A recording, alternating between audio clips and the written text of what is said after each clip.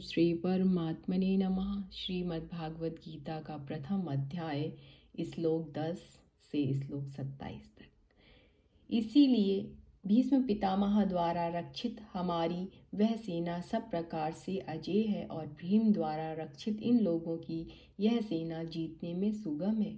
इसीलिए सब मोर्चों पर अपनी अपनी जगह स्थित रहते हुए आप लोग सब के सब निसंदेह भीष्म पितामह की ही सब ओर से रक्षा करें। इस प्रकार द्रोणाचार्य से कहते हुए दुर्योधन के वचनों को सुनकर कौरवों में वृद्ध बड़े प्रतापी पितामह भीष्म ने उस दुर्योधन के हृदय में हर्ष उत्पन्न करते हुए उच्च स्वर से सिंह की नाद के समान गर्ज कर शंख बजाया।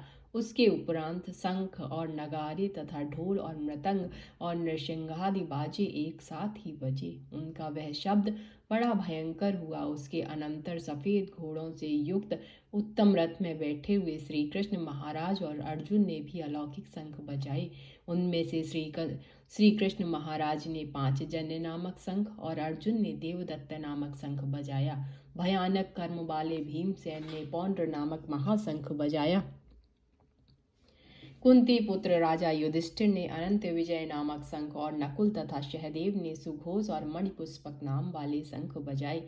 श्रेष्ठ धनुष वाले काशी राज और महारथी शिखंडी और धृष्टद्युम्न तथा राजा विराट और अजय सात्विकी तथा राजा द्रुपद और द्रौपदी के पांचों पुत्र और बड़ी भुजा वाले सुभद्रा पुत्र अभिमन्यु इन सब ने हे राजन अलग अलग शंख बजाए और उस भयानक शब्द ने आकाश और पृथ्वी को भी शब्दायमान करते हुए धृतराष्ट्र पुत्रों के हृदय विदीर्ण कर दिए।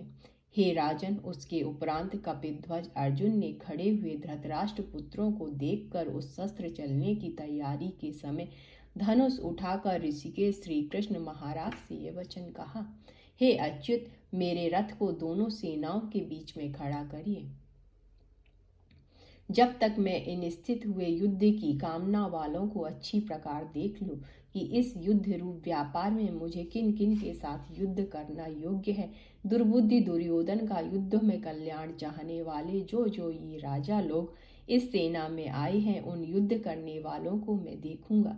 संजय बोले, हे धृतराष्ट्र, अर्जुन द्वारा इस प्रकार कहे हुए महाराज श्री कृष्ण ने चंद्र ने दोनों सेनाओं के बीच में भीष्म और द्रोणाचार्य के सामने और संपूर्ण राजाओं के सामने उत्तम रथ को खड़ा करके ऐसे कहा कि हे पार्थ, इन इकट्ठे हुए कौरवों को देख। उसके उपरांत प्रथापुत्र अर्जुन ने उन दोनों ही सेनाओं में स्थित हुए पिता के भाइयों को, पितामह को, आचार्यों को, मामों को, भाइयों को, पुत्रों को, पौत्रों को तथा मित्रों को, ससुरों को और सुहृदों को भी देखा।